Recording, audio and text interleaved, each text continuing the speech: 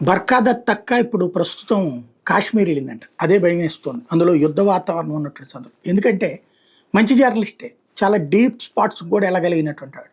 కానీ దేశపు కోణం, జాతీయవాద కోణం లేకపోయినా పర్లేదు. కానీ దేశానికి మన వల్ల అన్యాయం జరగకూడదు అన్నటువంటి ఆలోచన మిస్ అవుతుంది. ఓ పక్కన కాశ్మీర్‌లో అప్పట్లో కార్గిల్‌లో వార్ జరుగుతుంటే ఈవిడెళ్ళి లైవ్ ఇచ్చేది. ఎక్కడ సైన్యం ఉన్నారు, ఏమేం చేస్తున్నారు. కరెక్ట్‌గా అది అవతల ఉన్నటువంటి వాళ్ళు లైవ్ చూసి ఈవిడ అవతలకి వెళ్ళగానే పాకిస్తాన్ ఫ్లైట్స్ వచ్చి అక్కడ అటాక్ చేసి అలా ప్రాణాలు కోల్పోయారు.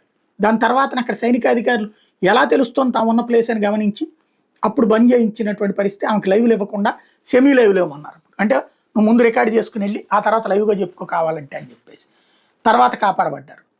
అలాగే ముంబైలో బాంబు పేలుళ్ళు జరుగుతున్నప్పుడు తాజ్ హోటల్ దిగ్బంధించినప్పుడు ఇదిగో అదిగో వస్తున్నారు చూసారా, మా కమాండోలు దిగుతున్నారు, ఇండియన్ కమాండోలు దిగుతున్నారు, లోపలికి దిగుతున్నారు, 6th ఫ్లోర్లోకి వెళ్తున్నారు, 5th ఫ్లోర్లోకి వెళ్తారు.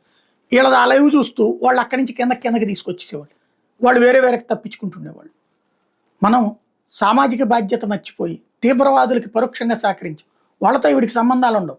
కానీ ఈవిడ లైవ్ల కోసం, వ్యూస్ కోసం చేసిన ప్రయత్నం దెబ్బతిన్నది, దేశానికి దెబ్బ తగిలింది.